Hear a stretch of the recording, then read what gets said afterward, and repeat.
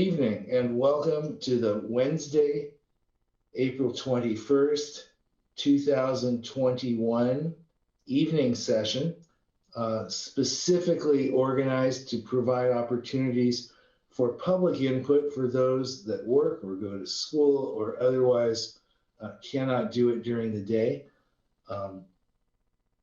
This is an especially acute time in that this board has been meeting until 4:30, and we all learned the fate of the Derek Chauvin trial in our brief interlude.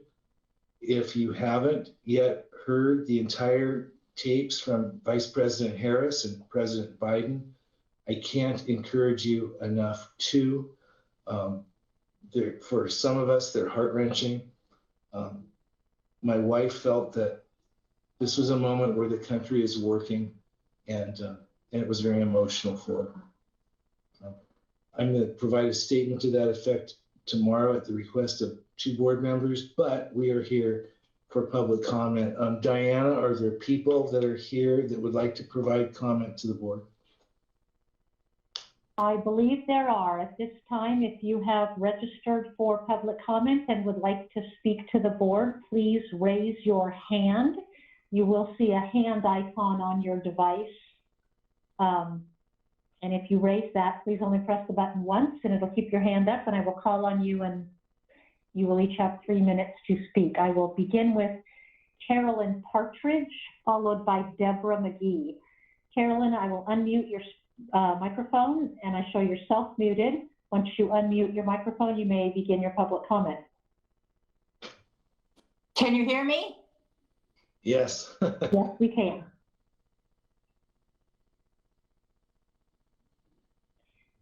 Carolyn, I believe you muted yourself again. You're self-muted now. Okay. There you go. Now I'm, okay, all right. Good evening, County Commissioners. My name is Carolyn Partridge and I live in District 3. I want to commend you for your hard work and focus on the climate issue.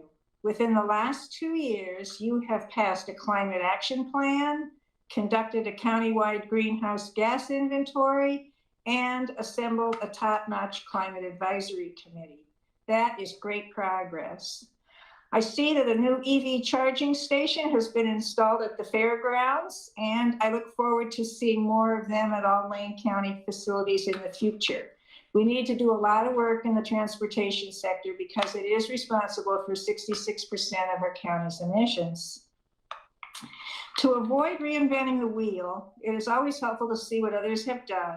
I'd like to make you aware, if you aren't already, that the Multnomah County Commissioners passed a strong climate resolution last week. Among other things, it affirms the county's opposition to the use of fossil fuels in new building projects. This is a critical step towards meeting carbon reduction goals because buildings are responsible for about 20% of Lane County's emissions. The Multnomah resolution also calls for including the social cost of carbon when calculating the cost effectiveness of projects. This is extremely important because energy efficient buildings and retrofits are always more expensive at the outset. The wildfires last summer showed us just how costly the damage from an overheating planet will be in the future. The cost of rebuilding homes and repairing the forests is mounting into millions and millions of dollars. Then there is the personal trauma for those who were forced to flee and the many who are still homeless. The ripple effects go even further. I have friends living in outlying areas who are now afraid to take a vacation this summer because they might need to defend their home in the case of fire. And on an even deeper level, I know young adults who may forego having a family because they fear bringing children into a world of climate chaos. These are grave times. It is obvious that you recognize the seriousness of the situation and the short timeline we have for turning things around. I encourage you to adopt highly ambitious reduction goals and then do everything possible to meet them. Thank you for the opportunity to testify. Thank you for your public comment. Our next speaker will be Deborah Mcgee. Deborah, I will unmute your microphone and you may begin your public comment. Deborah, you are self-muted. There you go. Good evening. Can you hear me? Excellent. My name is Deborah Mcgee. I am a community organizer with 350 Eugene, but I'm really speaking on behalf of myself tonight. I've lived in Lane County for 40 years. I love our beautiful state. We just returned from 7 days of camping and hiking in the Malheur Wildlife Refuge. It's early spring migration, and we saw only 32 of the over 320 species who need the refuge to refuel or hatch their young. We saw lots of sandhill cranes, 3 coyotes, a mink, and a great horned owl enjoying his rabbit dinner. I couldn't help but think about how the 40 to 60% stream reductions due to no snowpack in Oregon's mountains in 20 years will affect this oasis. If there isn't enough water, there won't be enough food for the wild birds, some of whom fly thousands of miles in a year. We know that local farmers and ranchers who share the basin already compete for the same water. Unfortunately, we know that when human needs compete with nature's survival, humans most always win out. What we misunderstand at our own great peril is that nature's survival ensures the survival of our own species. I bring all this to your attention tonight because I need to tell you that we are out of time. The age of fossil fuels burning for energy has to be over. We know that 1/3 of all emissions come from methane, that we euphemistically call natural gas, which is fracked gas. And while the gas industry tells us that they are part of the solution, they say that renewable natural gas from dairies and landfills is an answer, but even their estimates admit that only 20% will be natural and 80% will still be fracked. Fracking damages water, and even when capped, almost all wells leak methane. I bring this to your attention because I hope you will view every action you take from the perspective of how you can move us toward electrification of everything and away from fossil fuels. While the county's commitment to a climate action plan and the upfront involvement of talented and committed citizens is very encouraging, I worry that like the city of Eugene's climate action plan, a plan with gaps so huge, it truly is a plan to fail. I worry that the county in 10 years may find, like Eugene, that it has not decreased greenhouse gas emissions. A plan means nothing without implementation. Be bold, stand firm to protect the health and safety of our community. Citizens want action on climate. It won't be easy, but together we will do it. Thank you. Thank you for your public comments. Our next speaker, and I show final speaker, is Patricia Bryan. Patricia, I will unmute your microphone and you may begin your public comment. I do show yourself muted. There you go. Thank you. My name is Patricia Bryan, and this August I will celebrate 50 years of living and working in Lane County. A few weeks ago, I attended one of your work sessions, a first for me, and the breadth and significance of your responsibilities made a deep impression, so thank you for your work. I'm sure you'll agree that we all want a county government that is transparent in how it is working towards building safe and equitable communities for all its residents. 2 years ago, a group of community members appealed to the County Budget Committee to include a focus on equity when considering the office of the district attorney. Unlike many other departments in the county, the DA's office has no citizen involvement or advisory committee that directly informs its work. Although Blacks, Latinos, and Native Americans are in general overrepresented in every level of our criminal justice system, and also as victims of crime, representatives of those communities have no seat at a table to speak to their experiences and needs related to the office of the DA. The Lane County budget process is the only public setting where community members can easily engage with our elected officials and citizen representatives regarding the policies and functions of the DA's office. Regrettably, the county declined to take action 2 years ago. Thus, members of Springfield Eugene Surge, showing up for racial justice, are preparing to submit to the Budget Committee a proposal for a new performance metric for the Office of the District Attorney, which would require it to collect and publish race and ethnicity data for a number of criminal justice functions in conformity with the equity lens prominent in the county's 2018-2021 strategic plan. The importance of having data to measure the county's equity health cannot be overstated. Other counties collect and publish data on the incidence of arrests, charges, sentencing, and other parameters, but no such analysis has been published in a user-friendly format in Lane County. Although some information may be available through the publication of Board of County Commissioner meeting packets or through the PSCC Criminal Justice System Data Book, these difficult to locate and highly technical documents do not provide an accessible resource to members of the public, nor do they fully address the concerns we and others have raised about equity in the criminal justice system. How is the Lane County Office of the DA performing in the area of equity? We don't know, but we deserve to. Adopting a new performance metric, which requires the DA's office to collect and release race and ethnicity information, would be a good first step towards evaluating the department's performance. Thank you. Thank you, Patricia, for your public comment. Chair Barney, I do not show any other people signed up for public comment, so I will return to you. That makes this an opportunity for commissioners to respond, make remonstrances to the public comments. I want to thank everyone who did comment, and are there any commissioners that would like to respond? Commissioner Buck. Thank you, Chair. I appreciate everybody who took time this evening to speak to us. Appreciate the work of our Climate Action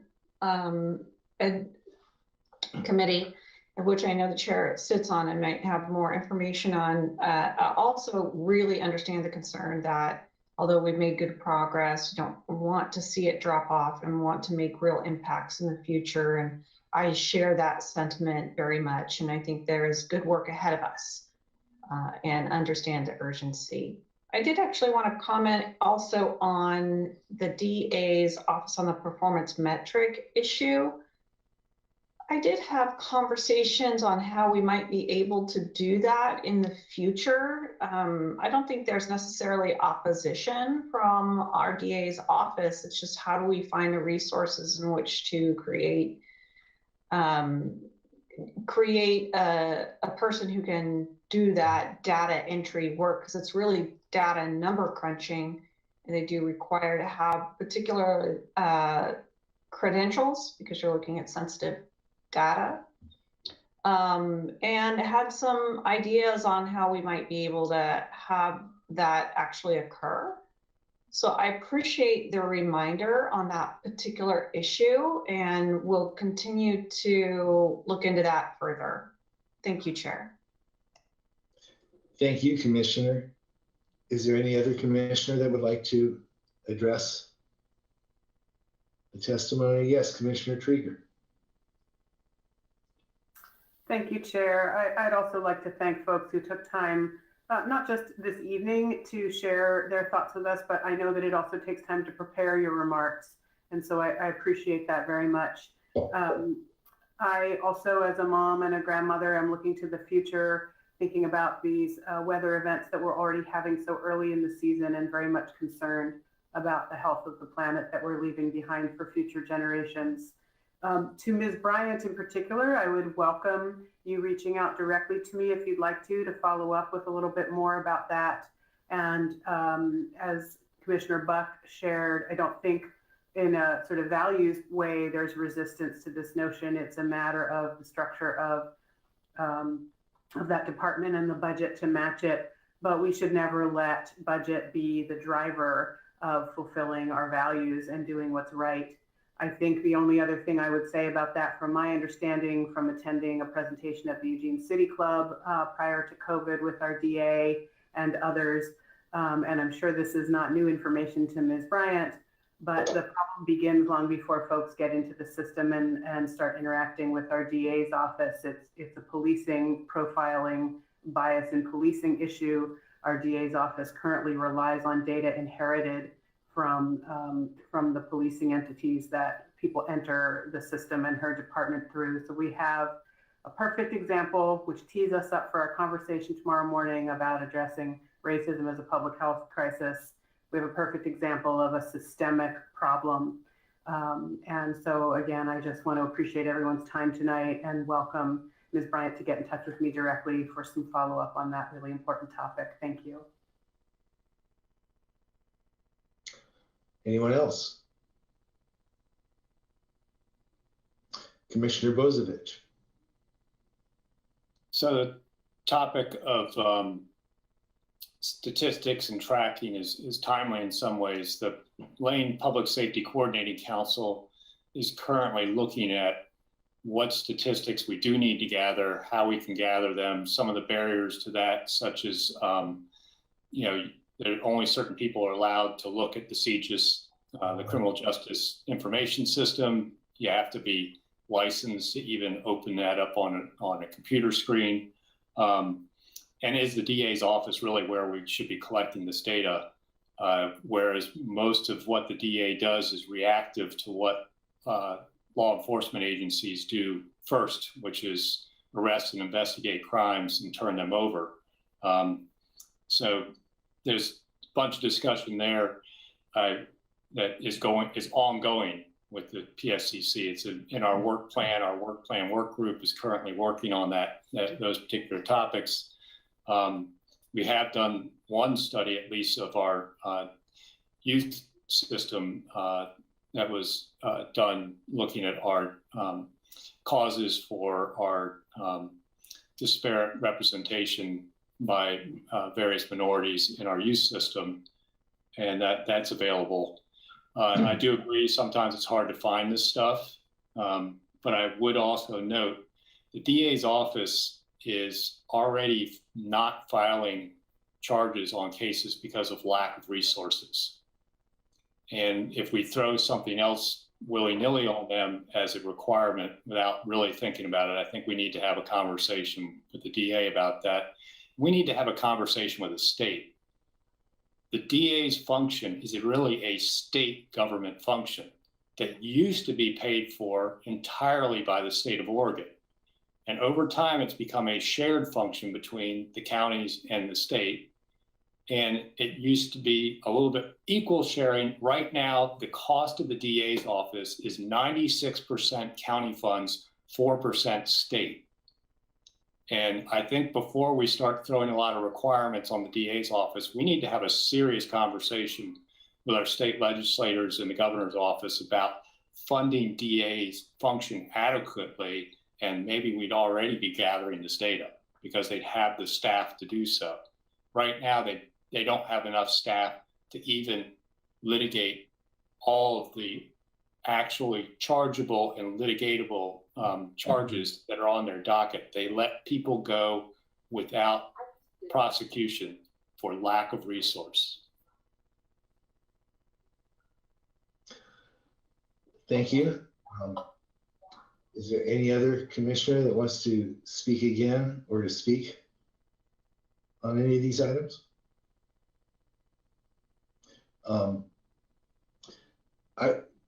I would like to speak, just respond to some of the environmental concerns. I agree. We need to act. We need to act boldly. We need to act big. I think we have a federal government now headed by people that believe that way. We're seeing legislation being discussed that would do that. I would just like to say a few things that aren't new, but maybe are. Human beings are the only creature that permanently alters the environment. We are the only environmentally altering species, and when we alter it, it is permanent. I agree with a real need now to act bold. I mean, I completely agree with what you're saying. Carolyn, retrofits aren't always expensive at the outset. It entirely depends upon the cost of energy that retrofits are displacing. So we live in an energy market that is actually pretty inexpensive. In other markets, such as in Hawaii or Los Angeles, or you can name your place, energy is so expensive that they are moving more swiftly to renewables because it makes good business sense to do that.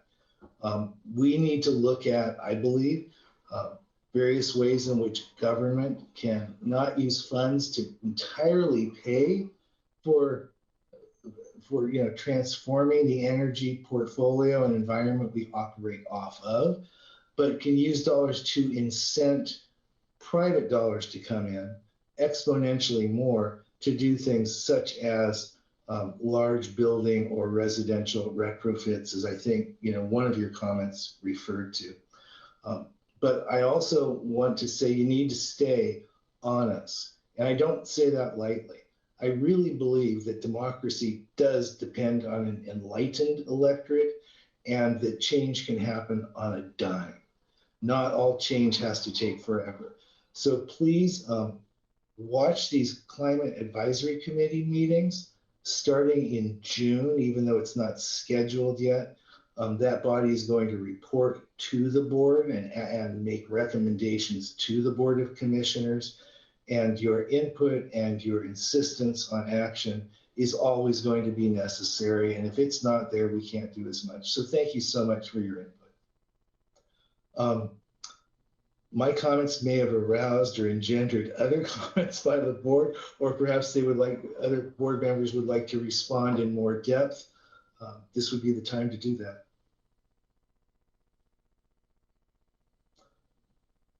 Seeing none, are there any other statements or comments that the board would like to make at this time? Thank you all for joining us. As I know, Commissioner Trieger and probably other commissioners, I wish that, not for my time, but for public input, I wish there were more and more and more people that were engaging in this way. At this time, our public, do we have anything else on our agenda for this evening?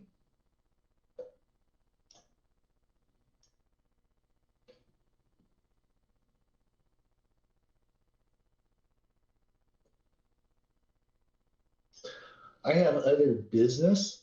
Is there any other business we need to discuss at this time? I think Commissioner Bozovich captured it before we ended our last meeting.